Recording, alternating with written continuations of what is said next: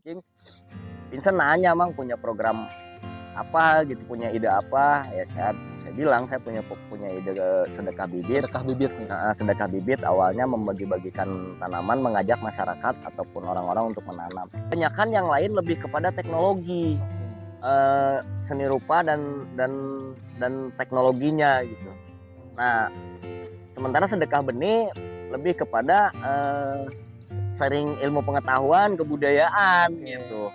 Makanya itu yang membedakan yang lebih menarik mungkin ya. Lebih menarik.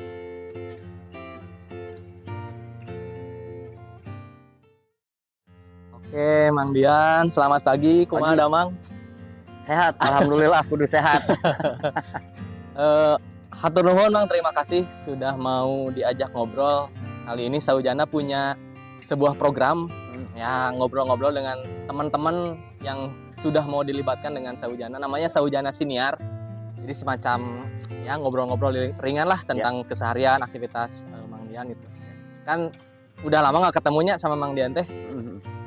Tiba-tiba lihat postingan media sosial teh, lalakon hari kesekian di Jerman. Nah itu tuh gimana, Mang? Maksudnya tahu-tahu ke Jerman 2 kali lagi, setahu saya teh 2 kali gitu ya. Nah gimana ceritanya kenapa bisa berangkat ke Jerman itu dan menetap sementara gitu di Jerman sendiri itu, gimana, Mang? Oke, baik. Hatur nuhun Saujana atas waktunya memberikan waktu kepada saya, dan mungkin ini apresiasi juga nuhun. Jadi ceritanya saya teh punya ide program dari tahun 2017 ya. 2017 idenya mah ide sederhana berkaitan dengan urban farming sih. Nah, seiring berjalannya waktu ide itu saya lakukan sendiri aja. Idenya ya sedekah bibit sih dulu. Sedekah bibit, dan saya lakukan sendiri, berbagi bibit tanaman kepada masyarakat ataupun kepada orang yang mau menanam. Nah, tanaman yang saya bagikan itu berupa sayuran, terutama cengek diprioritaskan cengek karena merespon harga cengek yang terus-terusan naik, tidak pernah turun. Oh, cengek ya, Mang ya? Cengek cabai rawit. Nah, akhirnya seiring berjalannya waktu pada tahun 2020 pas saat pandemi, yang kedua lah. Kan pertama pandemi 2019. 2020 awal ketemu sama teman saya seniman, Vincent Romahloen, kebetulan dia seniman seni rupa gitu. Kopenya di saat itu karena saya sebelumnya udah lama berteman sama dia. Nah, akhirnya ketika pandemi itu kan dia tidak ada kegiatan nih ceritanya. Hari saya mah ada nanam terus berkegiatan gitu. Bukan tidak pengaruh oleh pandemi, tapi tetap pengaruh. Tapi karena memang di wilayahnya tidak terlalu banyak orang, jadi tetap berjalan. Nah, kebetulan di sini, di kebun ini juga ketemu ngobrol-ngobrol sambil duduk di pinggir kolam mancing, bahkan saya mancing. Vincent nanya, Mang punya program apa gitu, punya ide apa? Ya saya bilang saya punya ide sedekah bibit. Sedekah bibit awalnya membagi-bagikan tanaman, mengajak masyarakat ataupun orang-orang untuk menanam. Pas kebetulan pandemi kan dipaksa orang tuh untuk menanam gitu. Dipaksa masih pandemi. Ya akhirnya Vincent melihatnya ini keren ya, ini keren, dan dia langsung menilai, Mang ini bakal jauh nih perjalanan. Saya pikir jauh teh kemana gitu. Dan akhirnya ngobrol-ngobrol seminggu kemudian dapat kabar, Mang program itu didesain sama saya untuk diikutkan lomba. Semacam kompetisi di Jerman. Ya udah terserah lah, saya bilang terserah lah. Nah, beberapa minggu kemudian dia dapat kabar, Mang lolos. Aduh, itu teh dari berapa kompetitor yang masukin? Dari Vincent bilang dari 1031 kompetitor sedunia ya? Sedunia, 99 negara. saya lebih kaget lagi, ini asli percaya nggak percaya gitu. Indonesia hanya Mang Dian dan Vincent. Ya, hanya mewakili, kami mewakili Indonesia dari sedekah. Nah, dalam proses perjalanan itu Vincent tiba-tiba ada ide juga, Mang, gimana kalau sedekah judulnya diganti sama sedekah benih gitu, jangan sedekah bibit. Ya udahlah, jalan deh. Saya nggak terlalu banyak berpikir gitu, ya udah gas aja, yang penting polanya mah sama gitu. Akhirnya muncullah ide-ide gagasan baru, dan setelah itu dia berangkat ke Jerman. Oh, lebih dulu Vincent daripada Mang Dian. Vincent berangkat pada bulan November tahun 2020. Awal itu untuk ngikutin pameran dan menceritakan atau program sedekah benih ini. Berarti itu setelah lolos dari 1000 sekian, ya, lolos langsung ikut pameran dulu, semacam seleksi pertama mungkin. Seleksi pertama, betul. Vincent lebih dulu berangkat daripada lebih dulu berangkat, dan di sana pun sama, bagi-bagi bibit gitu, sharing bibit dan sharing ilmu pengetahuan juga, yang mana selama ini saya lakukan di sini. Akhirnya tapi ini di Jerman itu. Di Jerman ini. Dan akhirnya setelah itu kami terus kembangin berkolaborasi dengan teman-teman yang lain, dengan para seniman juga. Akhirnya itu menjadi hal yang menarik gitu. Menjadi hal yang menarik, dan setelah dari 21 besar hasil seleksi pertama, ternyata diseleksi lagi, kita masuk 7 besar. Ceritanya. Nah, di 7 besar ini akhirnya saya harus berangkat, harus ikut. Harus pindah lahan bertani. Harus pindah lahan. Nah, tapi saya juga nggak menyangka harus pindah lahan, karena memang saya pikirkan kegiatan ini karena nama platformnya Driving the Human ya.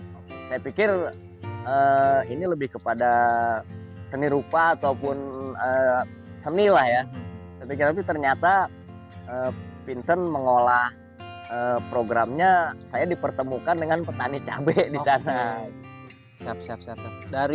Berarti yang seleksi kedua itu 7 peserta ya, Bang ya? Iya, 7 peserta itu boleh secara sederhana peserta yang lain tuh ngangkat apa sih, Bang? Nah, kebanyakan yang lain lebih kepada teknologi, seni rupa dan teknologinya gitu. Nah, sementara sedekah benih lebih kepada sharing ilmu pengetahuan, kebudayaan gitu. Makanya itu yang membedakan yang lebih menarik mungkin ya? Lebih menarik gitu. Nah, balik lagi ke tadi yang pas kemudian ke Jerman terus ketemu ahli cabai ya di Jerman. Itu gimana, Bang, ceritanya, Bang? Ya, tetap atas inisiatif ataupun ide Vincent juga, ketika dia menjadi narasumber dulu kalau nggak salah 2021, dan dia bertemu dengan Chili expert namanya Alexander Hicks. Akhirnya si Alex ini diajak ngobrol sama Vincent, bagaimana kalau ada orang yang residensi ke tempat kamu, namanya BioChili di sana. Ya udah, dia menyambut dengan baik, dan akhirnya itu saya berangkat ke sana dan saya belajar dan sharing ilmu pengetahuan di BioChili itu ya. Di BioChili itu. Oke, gini, Mang. Kan kalau di Indonesia, di Bandung lah, bertani itu ya Mang Dian lebih tahu betul lah. Nah, ini di Eropa, di Jerman, gimana, Mang, bertani cabai gitu di BioChili itu sendiri bersama Mang Alek. Mang gitu. Alek ya, saya panggilnya Mang Alek gitu. Ketika saya panggil Mang Alek, terus saya ceritain kenapa alasan panggil Mang Alek, dia ketawa dan tapi dia senang gitu. Nah, ada perbedaan jelas adalah ya, dari sisi pola cara menanam dan media tanam. Media tanam juga memang di sana menggunakan topsoil atau bahan media tanam tanah, tapi dicampurannya udah bikinan, tapi memang organik. Jadi tapi di kita itu ada, Mang? Belum ada? Di kita ada sebagian ada, cuman karena di kita tanahnya banyak, jadi lebih banyak memanfaatkan tanah. Gitu. Nah, dari itu terus karena memang dari sisi ruangan memakai greenhouse karena terus media tanamnya juga yang saya temuin di BioChili itu memakai pot plastik. Nah, itu perbedaannya. Dan satu lagi yang paling menonjol mungkin di kita nggak ada, karena memang di sana cuacanya musimnya berbeda. Di sana ada underground, ruang bawah tanah. Untuk ternyata saya tanya ini untuk apa? Untuk bisa bertanam di saat musim salju. Oke, jadi musim dingin mereka tetap aktivitas Tetap bertani. aktif, bisa cuman nggak bisa besar gitu kegiatannya ataupun lahannya. Nah, terus ada lagi yang mereka gunakan juga energi. Dari energi yang digunakan mereka memakai apa namanya untuk matahari solar cell dan ada satu yang buat penerangan di saat musim salju. Mereka menggunakan lampu LED yang memang UV ultravioletnya hampir sama lah, setara dengan matahari, sinar matahari. Jadi Mang Dian bertani secara modern ya. Modern. Gaya ya. Nah, ini yang saya dapat tuh modern. Tapi saya juga mengimplementasikan di sana dan sharing tradisional yang saya dapat di sini di Indonesia. Biochili itu seluas apa sih, Mang? Waduh, kurang lebih ada 2 hektar lah. Wah, luasnya. Tapi memang kemarin pas saya ke sana tidak semua dipakai karena tempatnya luas begitu, hanya Mang Alek yang mengerjakan sendiri tuh ya. Sendiri. Oke. Jadi Mang Dian di situ diperbantukan. Apa aja sih Mang pengalaman didapat dari pertanian secara modern itu gitu, Mang? Yang paling berkesan di saya tuh ya tadi itu mereka menggunakan teknik modernnya dan manajemennya bagus.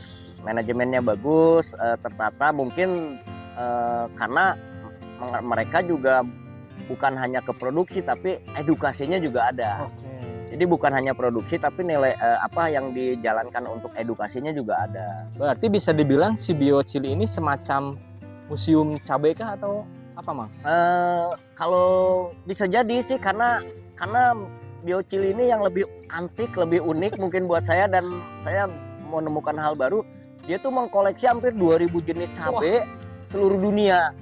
Termasuk di Indonesia juga ada yang di Indonesia. Itu pola pengiriman atau beberapa. Gimana pertukaran saya ngobrol dengan dia ya awal-awal karena dia udah hampir 11 tahun lah ya menggeluti dunia cabai itu, makanya saya nyebutnya Profesor Cengek, Profesor Cabai. Dia udah 11 tahun menggeluti itu dan dia cerita ada yang dia datang ke negara, setelah datang dia komunikasi dan teman yang didatanginnya ngirim endemik cabai satu negara ya, termasuk kemarin sama yang waktu Indonesia juga gitu. Kalau berbagi. Mang Dian lihat di Biochili di tempatnya Alexander ini ada berapa jenis cabai dari Indonesia gitu, Mang?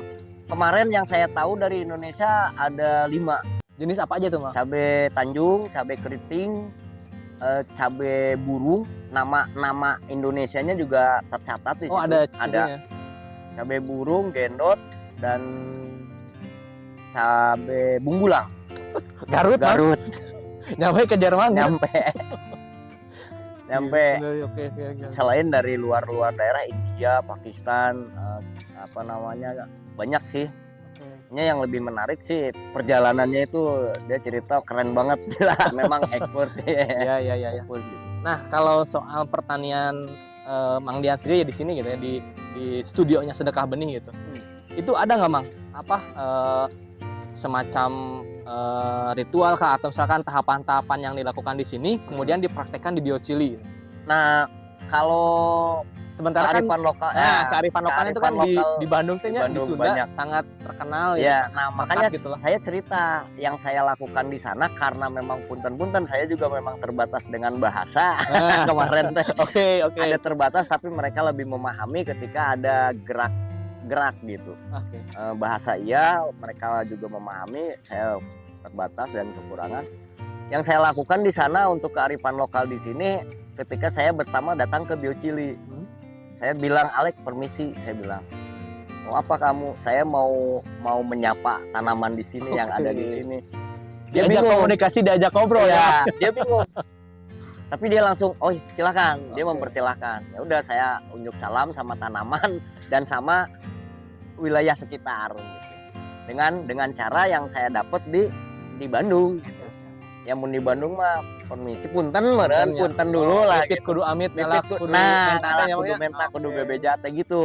Saya lakukan itu dan itu menjadi sebuah, ternyata itu menjadi sebuah apa ya, dia berpikir dan penasaran gitu.